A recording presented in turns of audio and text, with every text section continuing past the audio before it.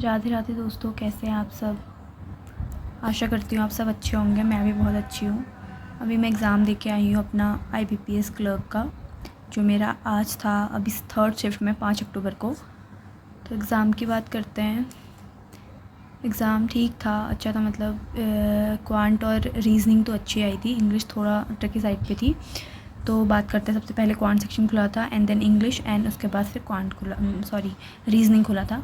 उसके बाद जो हमारी शिफ्ट थी उसमें स्टार्टिंग में 3 रॉन्ग नंबर सीरीज़ आ गए थे। मैंने वो स्किप कर दिए थे देखते ही।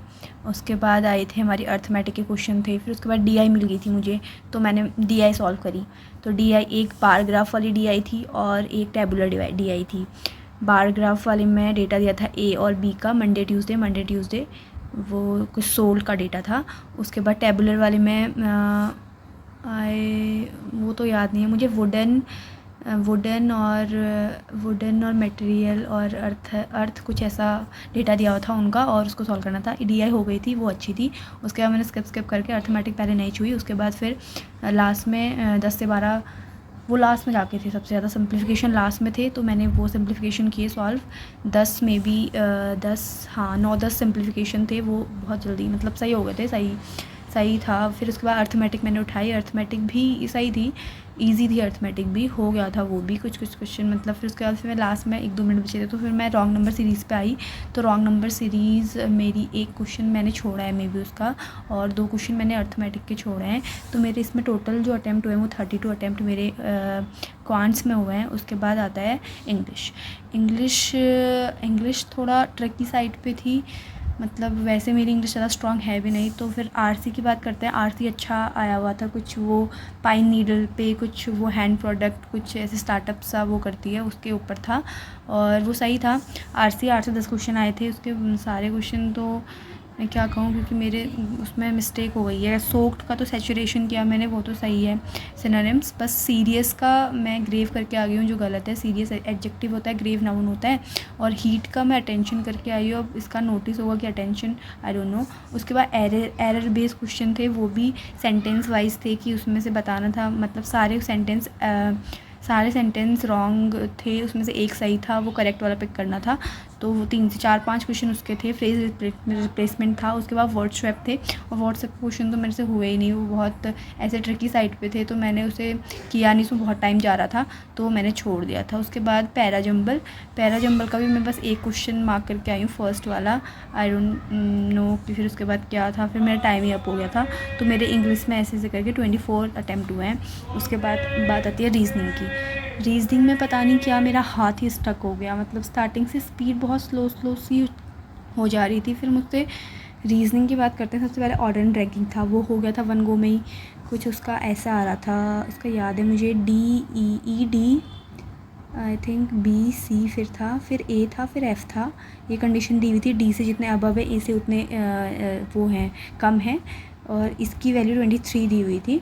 तो ये था ऑर्डर रैंकिंग। 3 क्वेश्चन आए थे इसके, ये भी हो गया था। उसके बाद डिस्टेंस और डिस्टेंस आया था, ये भी हो गया था। 3 मार्क्स का ये था। मंथ बेस पजल, ये भी हो गई थी। नॉट सिंगल रो वाली, ये भी हो गई थी। सिलोगिज्म भी हो गए थे। मिसलेनियस में वो वर्ड वाले क्वेश्चन, मतलब वो 3 इंग्लिश के लेटर वाले वो दिए थे, और उसी के अकॉर्डिंग क्वेश्चन थे उसमें। 5 क्वेश्चन इसके भी आए थे। और पेयर फॉर्मेशन भी हो गया था इसमें मेरा। मोर देन 5 आ रहा था इसमें पेयर फॉर्मेशन में। और उसके बाद एक ऑड वन आउट वाला था। ऑड वन आउट मतलब कि जो ऑड नंबर हैं उनको 2 माइनस करना है, और इवन नंबर को +1 करना है, और उसके बाद उसमें से कौन सा रिपीट नहीं होगा। तो 1, 7, 9 मेरा 3 नंबर थे जो रिपीट नहीं हो रहे थे। तो ये मेरा इसका आंसर आ रहा था। उसके बाद जो मैं फंसी हूँ, बहुत गंदा फंसी इस वाले क्वेश्चन में, स्क्वायर बेस वाले क्वेश्चन में। ये क्वेश्चन था स्क्वायर बेस की, 4 कॉर्नर पे बैठे हैं, और ये अंदर मतलब सेंटर फेस कर रहे हैं, और बाकी जो 4 पर्सन थे वो थे आउटसाइड कर रहे थे बीच में। और मैंने मिसरीड कर दिया कि J और M के बीच केवल 1% सेट करता है, और इसी से मेरा क्वेश्चन सारा गलत हो गया। जबकि J और M के बीच में 2 पर्सन, मैंने 1 पर्सन लेके बना दिया, और उसका एक क्वेश्चन मेरा नहीं गलत आ रहा था। तो मैं उस पर फिर मैंने पहले छोड़ दिया, और सारे क्वेश्चन मार्क कर दिए थे मैंने गलत वाले ही। फिर उसके बाद मैंने लास्ट में, जब मेरे पास कुछ 30 सेकंड बचे थे, मैंने वो क्वेश्चन देखा, तो फिर वो मैंने क्वेश्चन दोबारा रीड किया तो वो मिस रीड था, तो फिर मैंने फटाफट से जो भी आंसर किए हुए थे क्वेश्चन थे उनको सबको मैंने वो मतलब क्लियर कर दिया था, मतलब सबको हटा दिया था। तो मेरे इंग्लिश इसमें रीजनिंग में मेरे 30 अटैम्प्ट हुए हैं, 5 क्वेश्चन मेरी पज़ल छूट गई। मेरे को इतना बुरा लग रहा है इस क्वेश्चन के लिए कि मैंने बस एक लाइन मिस रीड कर दी, उससे मेरा सारा इतना ईजी पज़ल थी, ज़्यादा टफ नहीं थी।